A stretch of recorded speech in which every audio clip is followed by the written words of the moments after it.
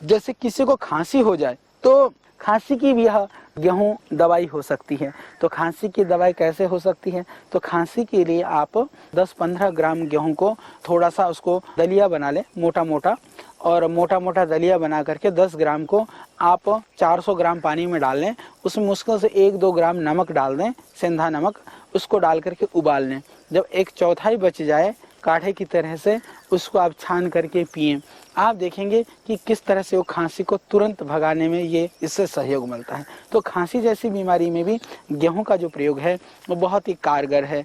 इसके अतिरिक्त जैसे आप लगभग 5 ग्राम दलिया को पानी में पकाएं, उसमें 1-2 पत्ती तुलसी डाल दें, 1-2 चीज़ जैसे थोड़ा सा स्वाद की दृष्टि से डालते हैं तो 1-2 पंखुड़ियाँ गुलाब की डाल दें, फिर उसको छान करके पिएं।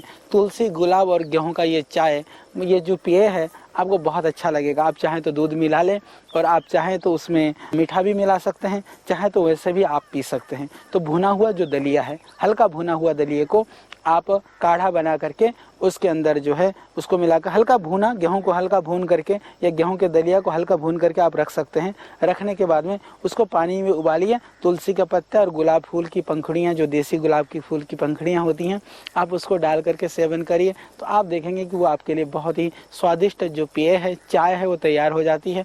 और कमाल की बात तो यह है किसी को समझ में भी नहीं आएगा कि क्या पिला दी गई, और वो स्वादिष्ट भी होता है और दूसरी बात तो गुणकारी भी होता है। जो चाय की जो हानि है उससे भी आप बच जाएंगे। तो खांसी के लिए भी और आपके पेय के लिए भी गेहूं का आप प्रयोग कर सकते हैं।